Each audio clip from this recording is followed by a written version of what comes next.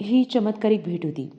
दिल्ली तख्ताचा अधिकारी असलेल्या, डामाडोलात आलेल्या औरंगजेबाची आणि रायगडाच्या सिंहासनाचे अधिकारी असलेल्या, गेली 8 वर्ष चारी आघाड्या सांभाळण्यासाठी जीवाचे रान करणाऱ्या कैद संभाजीराजांची.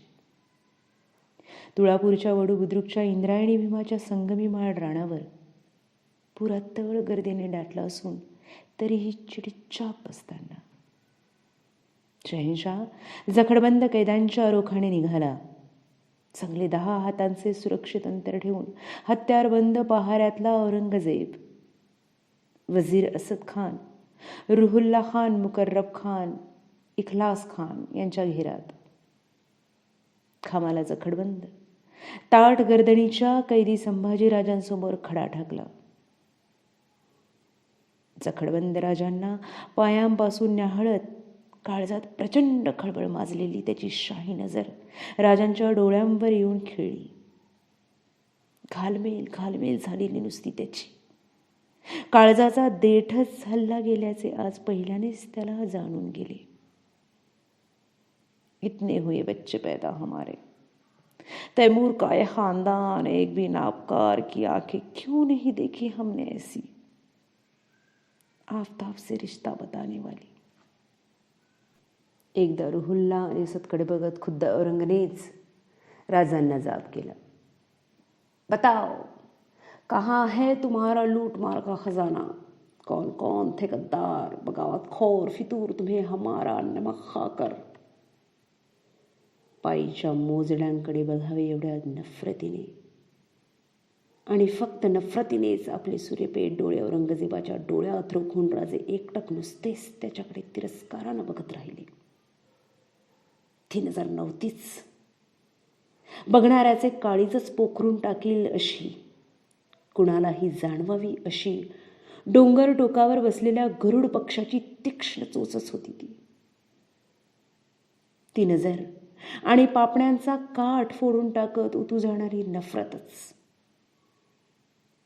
एवढा काळीच कठोर औरंगजेब, पण त्यालाही स्पष्ट जाणवली. गर्दनवर करून बघणाऱ्या माणसाची त्याला कधीच सवय नव्हती. सर्वच त्याच्यासमोर येत ते कदमभर नजर ठेवूनच, आणि अशा फेकून देणाऱ्या नफरतीच्या नजरेची तर नव्हतीच नव्हती. त्या अटीतटीच्या कुचंबलेल्या क्षणांनी मनोमन थरकलेला रुहुल्ला खान पुढे होऊन कमरेत लवत हाताचा राखीव उपाय आपल्या आलमपणांना सुचवीत दबक्या आवाजात म्हणाला, रहम कर दो आका अली, अभी बन जाएगा ये मगरूर इस्लाम का बंदा. खौड़ी मौड़ी, बाद में बताएगा सब अपने आप. मराठी मुलखात आपण केलेल्या फितफेखोरीच्या इमानदार चाकरीचे पाठबळ मानून हजरत हा सल्ला मानतील असा पागल भरोसा होता त्याला. चुप, बिलकुल बेवकूफ हो तुम पक्षी. नाचवावी तशी नाचणाऱ्या कटपुतळी बाहुलीकडे टाकावी तशी कीव करणारी एक जळजळीत नजर बादशाहाने बक्षी रुहुल्ला खानवर टाकली. राजावर रोखली नजर जराही न चाळवता तो म्हणाला, जरा गौर से देखो एक दफा उसकी आंखें. अरे अपने बाप के साथ पेश आया था आगरा दरबार में, तो कितनी मासूम थी आंखें. ये अपनाएगा इस्लाम, बनेगा बंदा, पढ़ेगा कभी नमाज. फूल है तुम्हारी. देखो तो कैसे घूर के देखता है नफरत से. आंखें नहीं है ये, जलती मशाले हैं मशाले. इसको बंदा बनाना, आस्तीन में अंगार रखना है. दखनी निकाल दो ये बेमुरव्वत आंखें. जलती सलाख घुमाओ इसकी आंखों में. दे दो इस मकरूर काफर को नई नजर. रुहुल्लाकडे ढोंकून सुद्धा न बघता दख्खनी इखलासला शहेनशाहचा क्षणात आखरी हुकूमही सुटला. हयातभर हिंदुस्थानात वनवन भटकलेली मोगली, शाही बुडेपणा अंगभर थरारलेले, लाकडी खोड्यातले मावळी तरुण पण ते एकदाच आपले उभे शरीर भुईभर फेकून देत डोळ्यातच एकवटले. तोफेचे भांडे फुटावे तशी राजांची भोसलाई जबान तडतडली. अरे, तुला दिसतात खुपतात तसे दोनच नाहीत आमचे डोळे. आमचे शेकडो हजारो मावळे आमचे डोळेच झालेत. हिंदुस्थानाचा शहेनशाह असलास तरी काढू शकतोस ते सांडसी वापरून काढ. पळाचाही वखत न गमावता आमचे हे डोळेच पाहिल्याने काढून टाक. तुझी शक्ल सुद्धा बघायची इच्छा नाही आमास. गेलीस तर आमची एकल्याची नजर जाईल, पण मिळालीस तर मिळेल त्यांनाच नवी नजर, आमच्या घरट्या घरट्यातील जान कुर्बान मावळ्यांना. आलमपणांचा हुकूम होता. आंखें निकालने से पहले जबान काट दो, हर सजा का अमल पहले शायर पर करो, बाद में संबा पर. प्रत्येक सजेचा अंमल पहिल्याने कवी कुलेशांवर करण्याचा हुकूम देण्यात काय मतलब होता औरंगजेबाचा. तर आपल्या प्याऱ्या शायराचे सजा भोगताना होणारे हाल हाल बघून राजांचा दिल कचावा. मनोधैर्य ढळावे त्यांचे, फाटूनच जावे त्यांचे काळीज. हताश होत हात पसरून कोणत्याही अटीवर भीकच मागावी त्यांनी जान बचवण्याची. ते नाहीच झाले तर किमान चाकराचे हाल बघताना त्यांना दिलतोड यातना तरी व्हाव्यात. मुखोल शायर के बच्चे. कुलेशांचा मुखडा हात पकडीत धरून इखलासने तो डावा उजवा हासडला. त्याची बकबक ऐकूच न आल्यासारखे कुलेश शांतच होते. हा हुकम फरमावणारा इखलास किती मूर्ख होता. आपली जीभ छाटण्यासाठी आपला जबडा कोणी आणि कसा काय देणार खोलून. एकटक रोखून बघणाऱ्या कुलेशांचा शांतपणा बघून तरी इखलास पिसाळूनच गेला. पुढे होत त्यांचा जबडा फाकण्यासाठी ताकद लावून दोन्ही हातांनी झटू लागला. कुलेश काही नुसते शायर नव्हते, स्वारी शिकारी तावून सुलाखून निघालेले सुरमे लढव्ये होते ते. खूप खटपट करूनही एकल्या इखलासला काही त्यांचा जबडा फाकवणे साधेना. दातकुडी बसल्यागत जाम आवळूनच धरला होता त्यांनी आपला जबडा. त्या जबड्याशी झटून घांगमा घूम झालेला इखलास शेवटी वैतागून संतापून उठला. कुलेशांच्या गालावर संतापी थप्पड देत ओरडला, पकड बैठी है क्या मुंह को तेरे सुवर. आपल्या जल्लादांकडे बघत हात उठून तो चरफडत कडाडला, सब मिलके खोलो ये जबड़ा, खींचो बाहर इसकी जबान. 4-5 हबशी जल्लाद चटकन पुढे झाले. त्यांनी मराठी दौलतीचे छंदोगामात्य कवी कुलेश यांचा मुखडा आपल्या बळकट पंजांनी चारी बाजूंनी जागीच दाबून धरला. आता जाणारच आपली जबान म्हणून सगळा जीव जिभेत एकवटून आणलेले कुलेश आरोळी फोडत मोठ्याने ओरडले, प्रणाम स्वामी मामूली कान्होजी शायर का. भाग्यवान है हम कि आज आपके साथ पंक्ति में बैठने का मौका तो मिला, मौत की पंक्ति में. जय भवानी जय चंडी. जल्लादानी कुलेशांची बडबडणारी जीभ तोंडातच सांडस खुपसून तिने जाम पकडली. एका झटक्यात ताकदीने खसकन जबड्याबाहेर खेचली. त्या कळीने तो कवी जीभ सांडशीतच लवलव हल्ली. हाती तळपती ते घेऊन उभ्या असलेल्या एका जल्लादाकडे मुकर्रबने इशारती नजर टाकताच जल्लादाने कुलेशांच्या जिभेवर एवढा सपरवार उतरवला की जिभेचा कंडका पाडून 2-3 दात तोडीत खालचा ओठ आणि हनवटी चिरत तो उतरला. एक चित्कारी हंबरडा फुटला. भोवतीच्या बेहोश जल्लोषात तो मुरूनही गेला. अंगावरचा तख्ता कुलाह चिंब भिजवून टाकणारा रक्तचिळकांडीचा फव्वारा उडाला कुलेशांच्या चिरफाळल्या तोंडातून. त्यांच्या कपाळीचा आतापर्यंत नावापुरताच उरला कनोजी पद्धतीचा गंधटिळा त्या फवाऱ्याने दिसेनासाही झाला. अंगचा विदूषकही पेहराव ओघळत्या रक्तानं चिंब भिजला. आपल्या घोड्यातून राजांनी रक्तधारात नाहून निघालेल्या कुलेशांच्या चेहऱ्याकडे बघितले. आपल्या बाळ राजांनाच घालावी तशी केवढी तरी हळूवार साथ त्यांनी कुलेशांना घातली. कविराज. तुटल्या जीभगड्ड्यातून असह्य वेदनाचा आगडोंब उसळला असताही आपले डोळे उघडून छंदोगामात्य कुलेशांनी आपल्या स्वामींकडे शांतपणे डोळाभर बघितले. हुकुमांचे ताबेदार 5-6 जल्लाद पुढे सरसावले. झुंपली. जखडबंद राजांचा जबडा खोलण्यासाठी खुल्या 5-7 हबशी जल्लादांची राजांशी झोंबाझोंबी जुंपली. काही केल्या त्यांच्या पंजात आपला जबडाच देत नव्हते राजे. वो था शायर, उसने कितना सताया, ये तो शेर है, कभी नहीं मानेगा, सब मिल के पूरी ताकत से चिपको इसको. मुकर्रब इखलास ओरडून आपल्या जल्लादांना चेतना देऊ लागले. बघ्यातलेच 4-5 आपणहून जल्लादांच्या मदतीला धावले. ठेवला. राजांचा मुखडा काळ्या कभिन्न केसाळ 10-20 हातांनी तसुभरही हलवता येणार नाही असा जागीच दाबून ठेवला.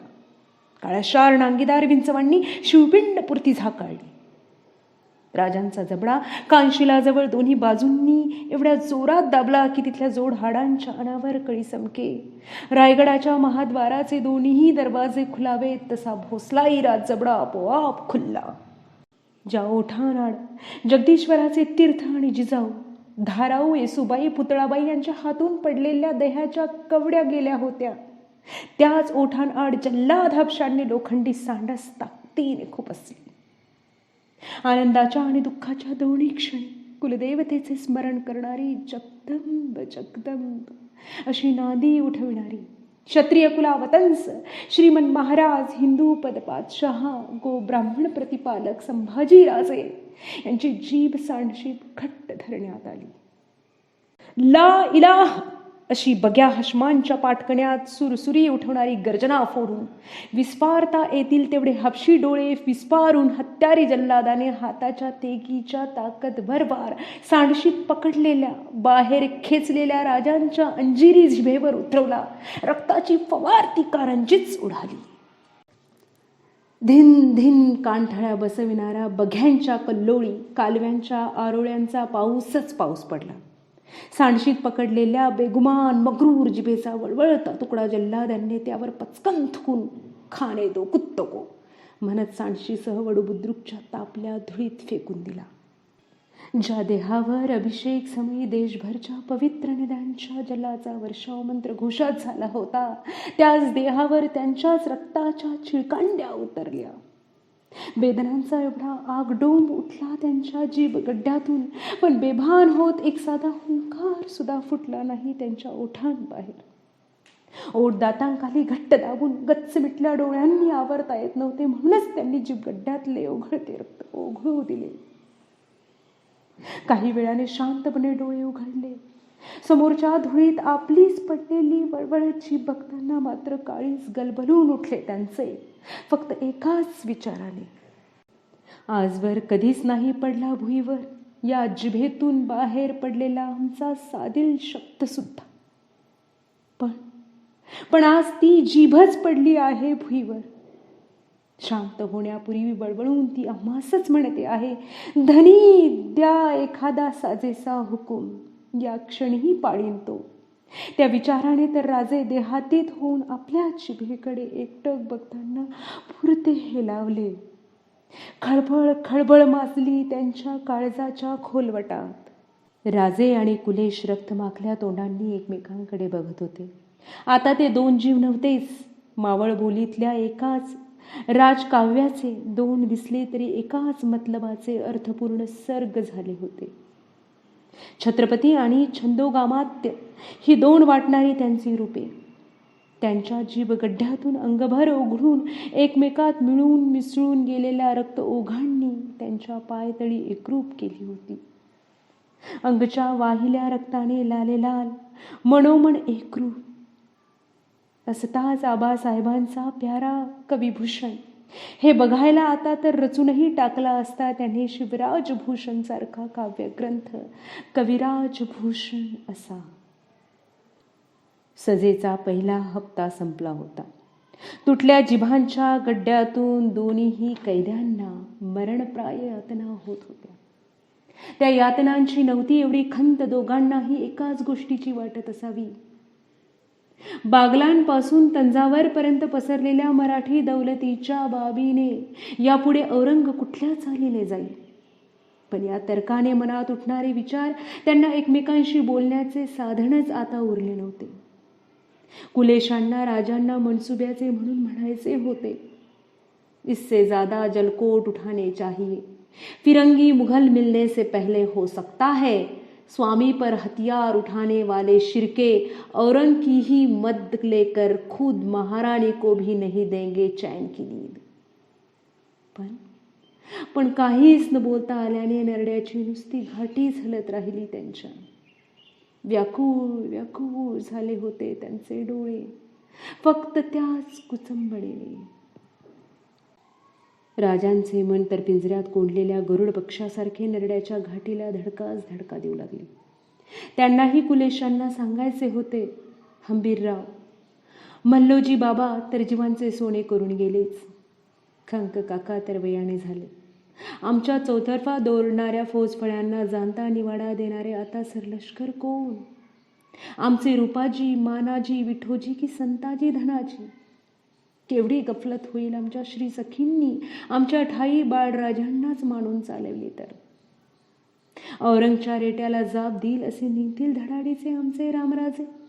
आणि होईल काय आमच्या मागं खुद्द आमच्या श्री सखींचं? खुलताबादेच्या कोठडीतील दुर्गाबाईंच्या आठवणीने तर गलबलून गेले होते त्यांचे आतडे. पुढे घेतल्या तवान्या पथकातील 2 तगडे हबशी निवडून इखलासने बाजूला घेतले. आपणच वाकून लोहारी चुल्ह्यातल्या एव्हाणा तापून लालेलाल झालेल्या लोखंडी सलाखा त्यांच्या कातडी मुठींना धरत इखलासने चुल्या बाहेर खेचल्या. निवडल्या हबशी जल्लादांच्याच डोळ्यात त्या खुपसल्यासारख्या नेऊन खुद्द तेच कसदिल नाहीत याची पारख करून घेतली त्याने. निवडलेले हबशी हात पाय डोळे होते म्हणूनच माणूस म्हणायचे, नाही तर गंजल्या लोखंडी पुतळ्यासारखेच दिसत होते ते. तसूभरीही हल्ले नाहीत ते. त्यातल्या एकाच्या हातात आपल्या हातातील तापल्या सलाखा खुशीने देत कुलेशांच्याकडे बघत इखलास त्याला म्हणाला, घुसेड़ दो ये जलती सलाखे इस बम्मन शायर की आंखों में, देखेगा इसका मालिक कैसे टपकती है शायरी खून के बजाय अपने शायर की आंखों से. कुलेश तर कवी होते. इथला निसर्गाने नटलेला मावळी मुलूक त्यांनी डोळाभर बघितला होता. तो उंचपुरा रायगड, आपला काबिला आणि सर्वांहून अधिक कनोज सोडून एवढा दूर ज्यांच्यासाठी आलो त्या स्वामींना पुन्हा बघण्यासाठी डोळेच उरणार नाहीत या जाणीवेने रक्ताळल्या तोंडाच्या राजांना त्यांनी अगोदर डोळाभर बघून घेतले. जल्लाद जशा रसरशीत तापल्या लालेलाल सलाखा डोळ्यांजवळ आणू लागला तसतशी कुलेश आपली गर्दन इकडे तिकडे गरागरा फिरवू लागले. जल्लादाने त्यातूनही निकराने घुसडलेल्या हाताच्या सलाखा कैद्याच्या गालावर कानावर चरचरत भिडू लागल्या.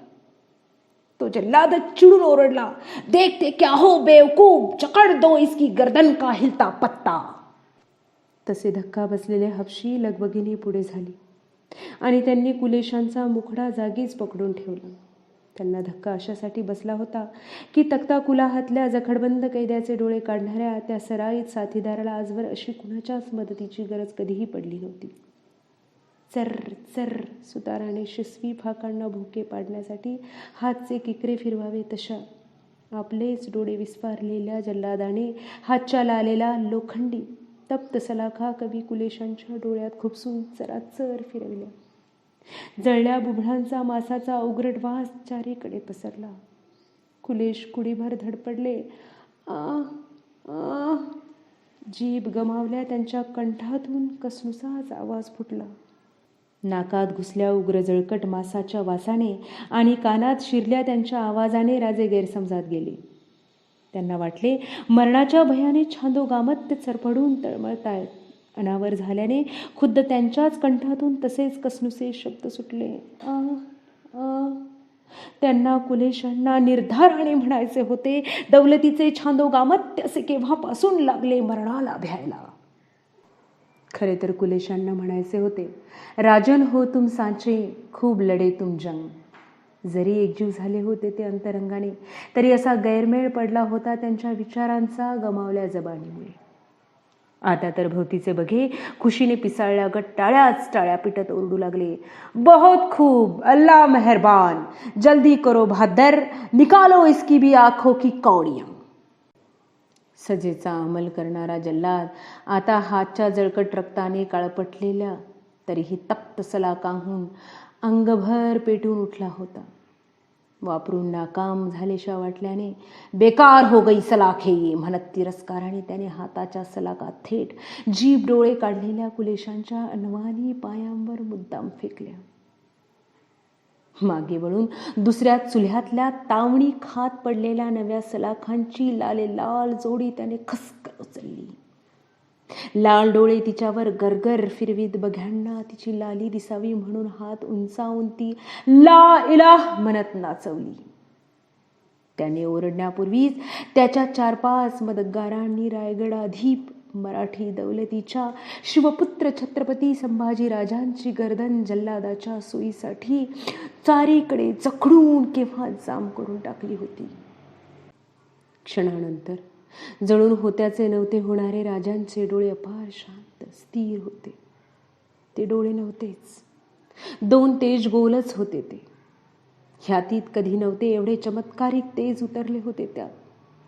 एरवी उलथा पडणारा खालचा ओठ आता दातांखाली घट्ट पकडून हातच्या रसरशीत सलाखा रोखत जल्लाद राजांच्या समोर आला. डुईच्या केसांपासून तुमाणी खालच्या पायांपर्यंत घामाने आजपुरता निथळला होता तो. हातच्या तापल्या सलाखा पेलून घ्याव्या लागणाऱ्या कठोर सजेच्या मानसिक उष्म्याने घामेघूम झाला होता तो. अर्धवट कदम पुढे टाकत तप्त लाल सलाखा पेलून क्षणाला तो राजांच्या डोळ्याकडे एकटक बघत पुढे पुढे सरकू लागला. आणि काय झाले कुणास ठाऊक, हातच्या सलाखा तशाच पेलून तो जागीच पुतळ्यागत गुमान उभा राहिला.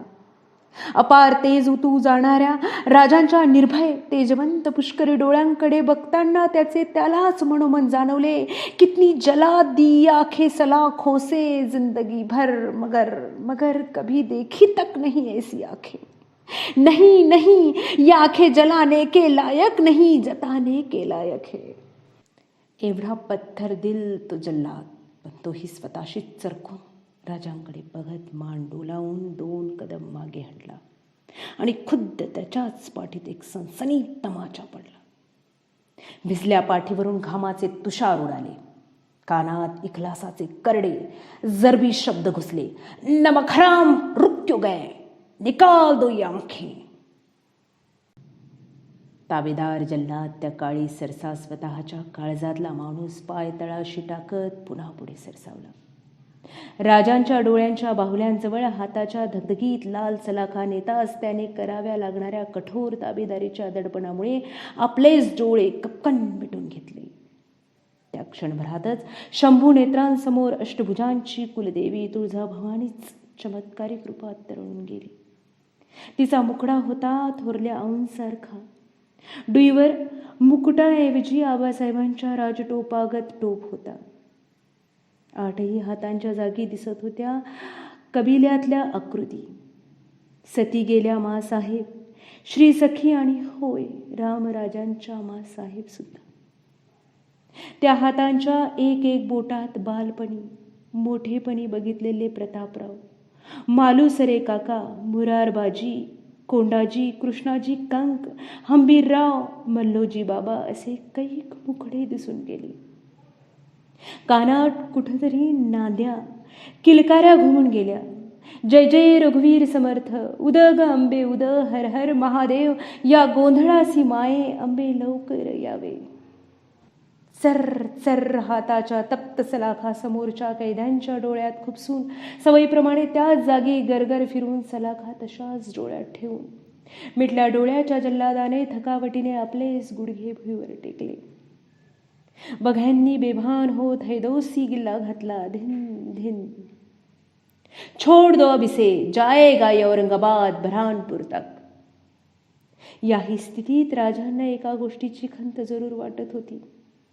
का नाही ठोकले आलमगिरीच्या कुणी इमानदार जल्लादाने आमच्या नाकात कानात तोफांच्या रंजुकांना ठोकतात तसे खिळे.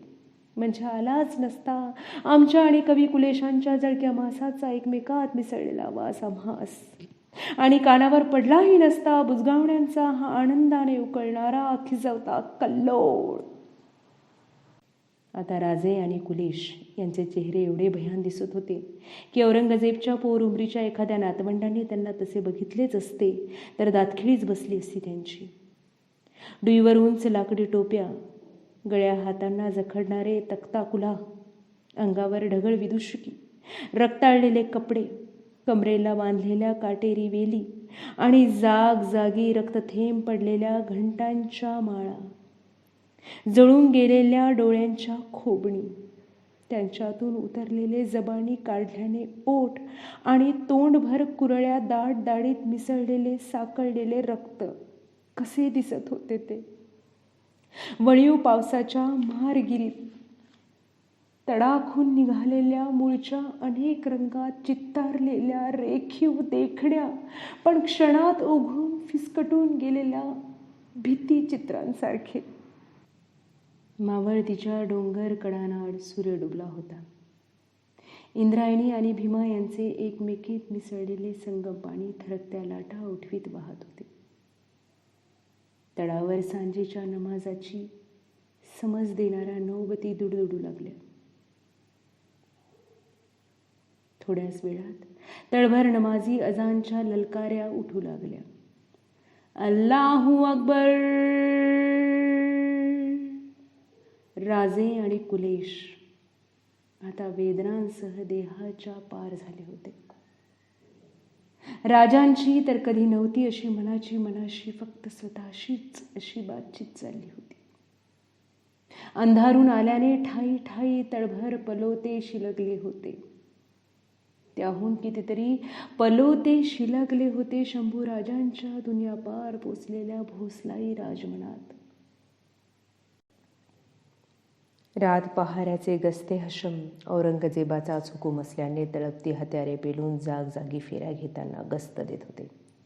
होशियार! डोळे, जबान, हात, पाय यासह पुरत्या देहापार गेल्या राजांच्या मनात खुद्द त्यांनाच अनोखी वाटावी अशा विचारांची प्रचंड धुंदळ माजली होती.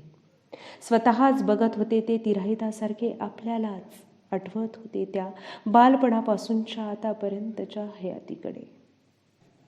माती बालपणी माणसास दूध देणारी, उभारल्या पुढच्या बांड आयुष्यात त्यास अन्न पाणी भरविणारी, गोळ्याची मूरत रेखणारी ही माती.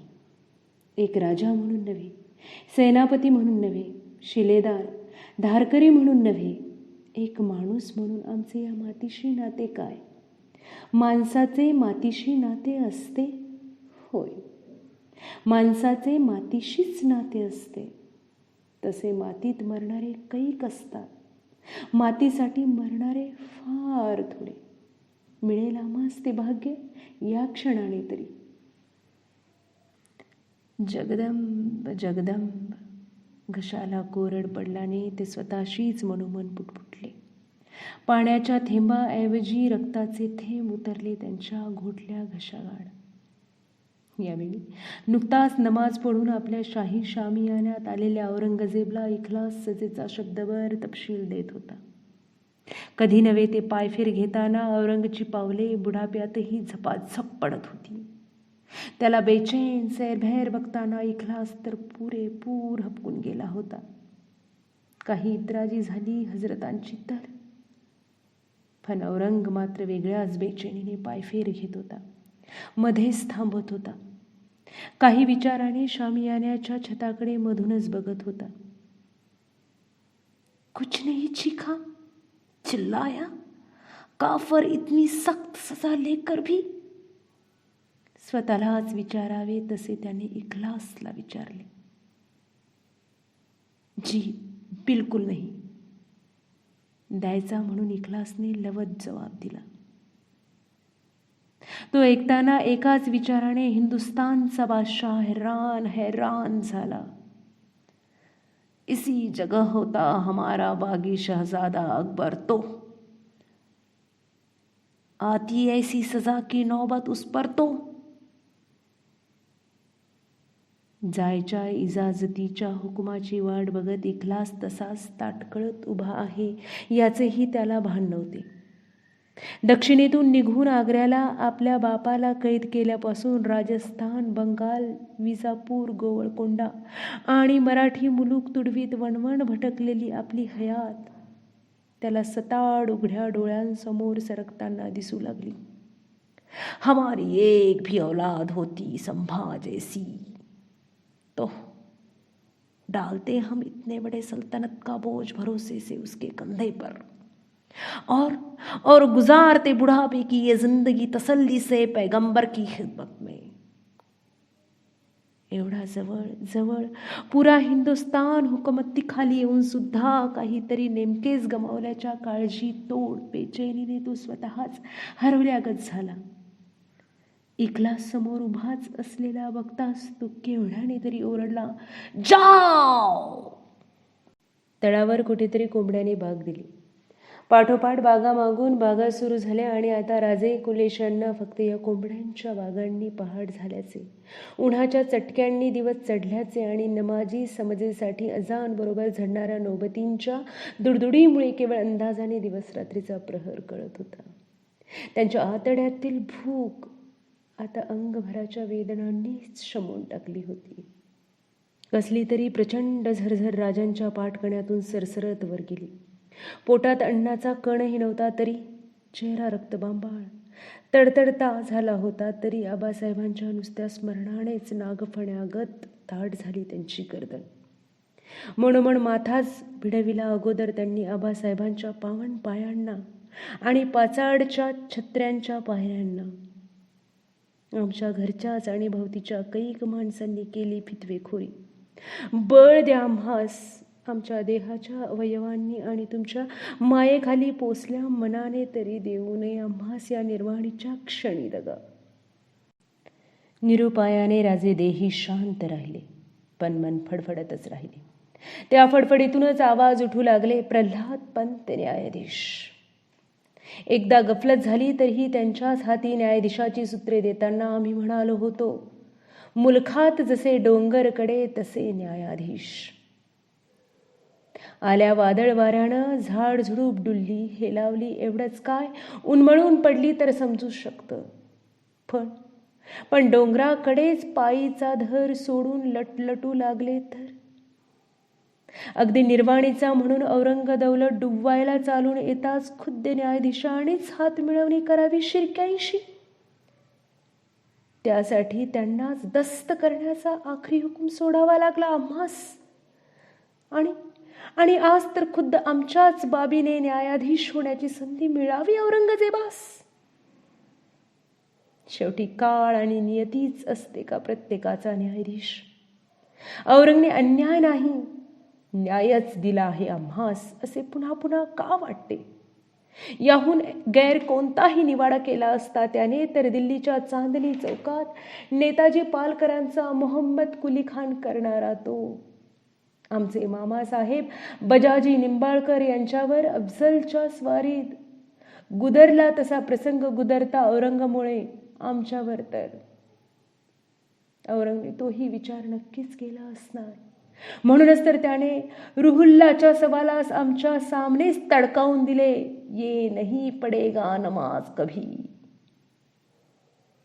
औरंग आलीच नसती नौबत तर राजहौसेपोटी ढोंग म्हणून तू हयातभर पुढे धरलेला इस्लाम न पत्करताही पडलो असतो आम्ही नमाज. एवढ्यासाठी की तुझ्या अल्लाह तालाने मेहर होऊन आपल्याच बापभावांची अघोर कत्तल करणाऱ्या, आपल्याच बेटीला कैदेत टाकणाऱ्या, लाखो गोर गरीब हिंदूंना जिवे मारणाऱ्या, शरण आलेल्यांना इस्लाम करणाऱ्या, त्यातल्या ताकदवरांना मनसबी बक्षून लाचार करणाऱ्या तुला एकदा तरी माफ करून परवरदिगार असल्याची खातर पटवावी त्याने. यासाठी जसजशा दिवस रात्रीच्या कुणासही सोडविता न येणाऱ्या चावर मिठ्या कडकडून पडत होत्या तसतशी राजे कुलेश दोघांचंही मने साकळून एकवटून थळी करून येत होती एकाच विचारावर, सोनं झालं आहे जीवाचं. त्या पुऱ्या तळावर चमत्कारिक विचारांचे जाळेच जाळे पसरले होते. दोघेही जबान नजर गमावलेली कैदी एकमेकांबद्दल विचार करीत होते. त्यांची मने अडकलीच मागे तर एकाच विचारात अडकत होती, महाराणी एकल्या आहेत माग. या इथून तिथवर पसरल्या दौलतीबाबत रयतेला धीर दिलासा देऊन उभं करण्यासाठी कशा बांधतील त्या मन? कोण देईल त्यांना घरोब्याचं पाठबळ? औरंग तर आपल्या शामियान्यात कधी दोघा कैद्यांचा, कधी सेवाचा बगावती मुलूक कसा डुबवावा याचा विचार करताना हाताची माळ ओढत मध्येच थांबून छताला निरखत सारख्या पाय फेऱ्या घालीत होता. बेटी झीनत त्याला वाळा मिश्रित लिंबू शरबत मधून मधून स्वतः देताना धाडसाने विचारत होती, कैसी है तबीयत अब अब्बाजान? खरे तर आपल्या अब्बाजांनी कैद्यांना सुनावलेली सक्त सजा तिच्याही स्त्रीमनात रुपत चलत होती. औरंगलाही पडला होता घोर आपल्या हिंदुस्थानाच्या सल्तनतीला आपल्या मागे कोण सांभाळेल याचा. खरोखर सत्तेची राज्ये उठविणे साम दाम दंडभेदाने सोपे आहे, पण त्यात जीव अडकणे केवढे अवघड आहे. तळावरचे सारे सरदार हशम जथ्था जथ्याने दबक्या कुजबुजीत विचार करीत होते. तिघांचाच, 2 कैदी आणि शहेनशाह यांचा. तो तळ नव्हताच. होते मनामनांचा मेळ गैरमेळ पडलेले विचारच विचार यांचे एक गुंतवळ झालेले प्रचंड जाळे. नवा दिवस उगवला होता. कैद्यांचे झाले एवढे हाल पुरेसे वाटले नाहीत म्हणूनच ताबेदार इखलासने नवे जल्लादी पथक कैद्यांसमोर घेतले. दोन्ही कैद्यांच्या अंगावरचे विदूषकी कुर्तेही त्या पथकाने टराटर ओरबाडून काढले. उरले तख्ता कुलाह आणि साखळदंडाखाली अडकून पडल्याने न ओरबडता आलेले फक्त चुकार तुकडे. देखते क्या हो, फेंक दो कुत्तों पर वो नमकीन पाणी, छल उखाड करेंगी. बावरल्या बावचळलेल्या हबशी जल्लादांवर इखलास ओरडला. पथकातले सापते घेतलेले जल्लाद पुढे आले. त्यांनी नारळाचे खोबरे किसावे तसे धारधार सापत्यांनी दोन्ही कैद्यांची जागजागी साल सोलायला सुरुवात केली. जल्लादच आता पुरे हैराण झाले. दोन्ही कैद्यांपैकी एकही कैदी अंग सोलवटून निघत असतानाही हू की चू करीत नव्हता. जल्लादांनी आजवर कैक माजोर कैद्यांची साल अशी सोलवटून काढलेली होती. त्यांचा तडफडाट आणि किंकाळ्या ऐकताना तर नेहमी जोशच संचारत आला होता जल्लादांच्या अंगी. पण आज काय ताज्जुब बघत होते ते. त्यांचेच हात थरथरू लागले सापते ओढताना. राजे आणि कुलेशांचे देह आता मानवी दिसेनातच. ते झाले होते जयंतीच्या दिवशी अंगभर शेंदूर फासलेल्या हनुमंताच्या मूर्ती. सापतेधारी मागे हटले. तख्तासारखी तांब्याची भगुनी घेतलेले हबशी पुढे झाले. त्या भगुन्यात भरले होते मीठ पाणी. तावल्या धावेवर सुताराने चारी बाजूंनी पाणी शिपकरावे तसे त्या हबशांनी हाताच्या भांड्यातील मीठ पाणी राजे कुलेशांच्या सोलवट रक्ताळ देहावर शिपकारायला सुरुवात केली. सुताराच्या पाण्याची चरचर भोवतीच्यांना ऐकायला येते. या मीठ पाण्याची चरचर तशी कुणालाच ऐकू येत नव्हती. उभ्या अंगाला शेकडो सुया भोसकल्यागत वाटत होते ते फक्त राजे कुलेशांना. देहाचे आग डोंबी कुंड झाले होते त्यांच्या. गच्च मिटून होणाऱ्या वेदना मिटवाव्यात तर डोळेही नव्हते. तरीही लाटाच लाटांवर डुचमळत्या तळ्याकडे बघत शांतपणे आपली पिसे साफ करीत खंड्या पक्षी काठच्या फांदीवर बसावा तसे ते देहाच्या वेदनाकडे पूर्ण अलिप्त मनाने बघत त्याच्या काठावर शांत बसले होते. बघ्यांचा कालवाही खरोखरच शैतान वाटावेत असे कैदी समोर बघून थरकल्याने आता चिडीचाप झाला होता. ती सजा बघायला प्रत्यक्ष औरंगजेबच असता तर नक्कीच सगळ्या तळावरच्या सरदारांच्या खिल्लती खेचून आणायचा हुकूम करून त्याने त्याचेच कफन इतमामाने कैद्यांच्या अंगावर पांघरायचा हुकूमही दिला असता. कधीच नव्हती एवढे हाल करणारी सजा त्याने हयातीत कोणालाही फरमावली. लटपटलेल्या काळजांचे बघे आता एक एक करता काढत्या पायांनी आपापल्या राहुट्यांकडे परतू लागले. सापते आणि मीठ पाण्याची तस्ती भांडी तिथेच फेकून जल्लादी पथकही निघून गेले. इखलास तेवढाच उरला. त्याच्यावर सोपविलेल्या सजेची एकच जोखीम त्याच्या पुरती आता बाकी होती. कैदी पुरते गतप्राण होताच दोघा ताकदीच्या जल्लादांना निवडून एकाच फटक्यात दोघा कैद्यांची मस्तके धडा वेगळी करणे. भाल्याच्या टोकावर ती खोस्ती ठेवून वाजत गाजत उभ्या तळभर ती सर्वांना दाखवून त्यांचीही नाचवत धिंड काढणे. शेवटी धडे एकीकडे साखळदंडात पडलेली ती मुंडकी तळाबाहेर कुठेतरी कोल्ह्या कुत्र्यांनी खावीत म्हणून भाल्यासह फेकून देणे. पण या इखलासच्या आखरी जोखमीलाही अद्याप अवकाश होता. सजा दिल्याच्या तणावाने इखलास एवढा थकला होता की क्षणभर त्यालाच वाटले आपणही जखडलो गेलोत ना दिसणाऱ्या एका खांबाला.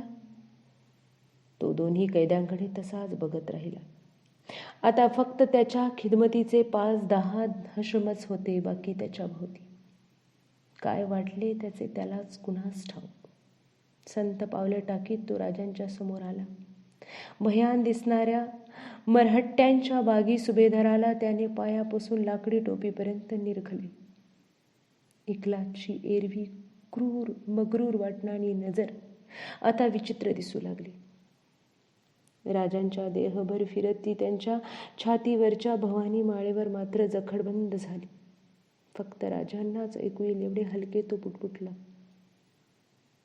दे दो हमें ये सुभेदार. त्याने त्या रक्त, मीठ पाणी, घाम यांनी नाहून निघालेल्या चिपचिपीत भवानी माळेला हातच घातला.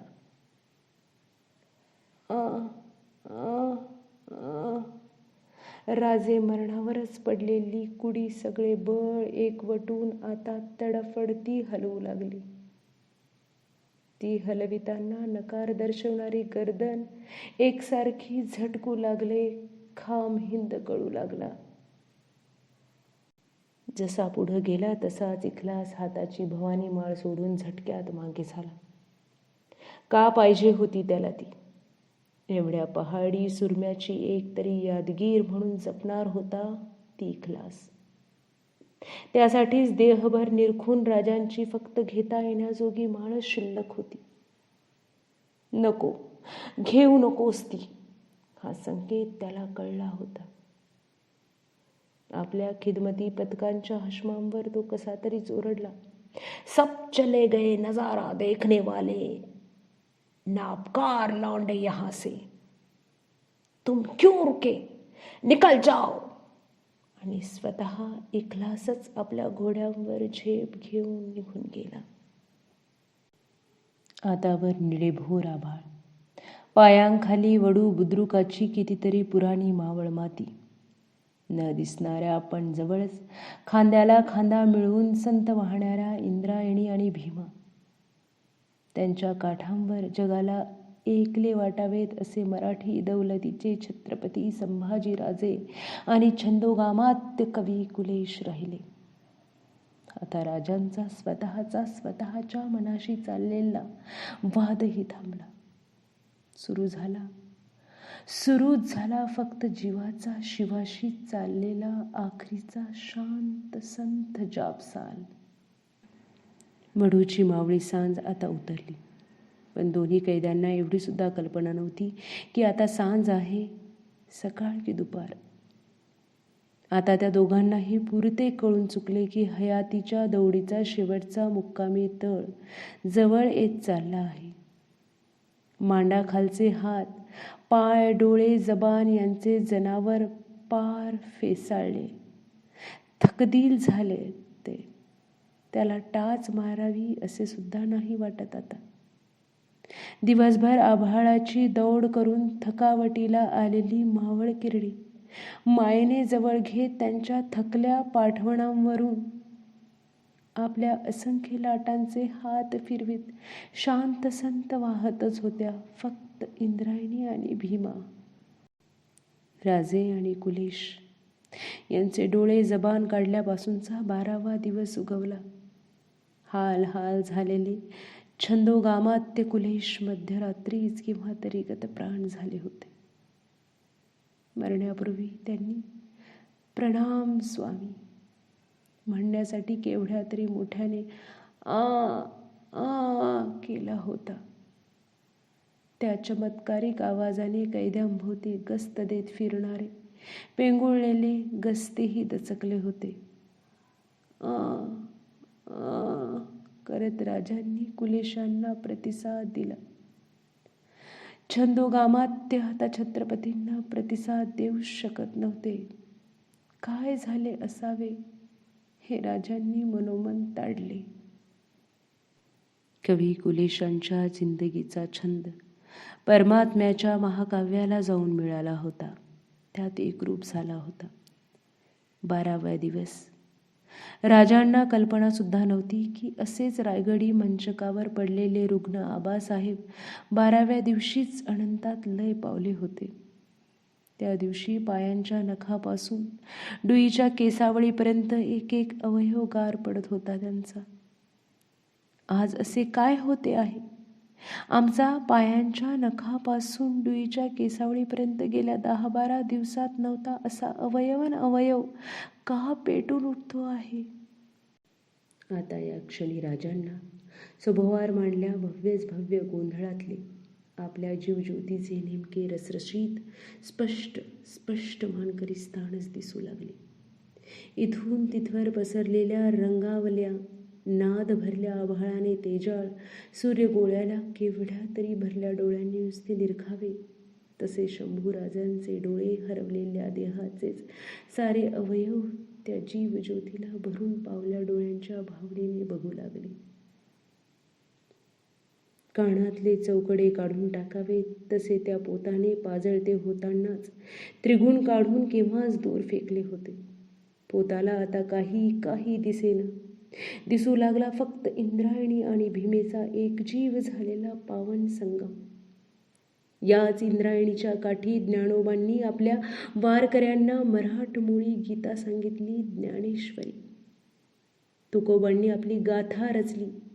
आमच्यातून वाहून गेल्या रक्ताच्या करंजेलाने आज रेखली जाते आहे एक राजगाथा, एक शंभूगाथा, एक शंभूभूषणम. पोत फरफरून उठला. औरंगजेबाच्या हुकमाने जल्लादी पथकांच्या हाते इखलासने उद्ध्वस्त केलेला शंभूदेह सोडून चालला. समोरच्या इंद्रायणी आणि भीमा यांच्या पावन संगमात तो आता डुबवला जाऊ लागला. डुबतानाही तो फरफरला, जगदंब जगदंब. सर्र आवाज उठला. जगदंब पोत उरात घेऊन इंद्रायणी आणि भीमा आज पहिल्याने माना वाकड्या करून काठावरच्या सजेच्या खांबाकडे बघत संत वाहू लागल्या. त्यांना दिसत होती मान टाकलेल्या शंभू देहाच्या छातवाणावर अजूनही मावळतीच्या किरणात रक्ताने नाहून गेलेले तरी तळपणारी 64 कवड्यांची अशरण तळपती माळ आणि फक्त माळ.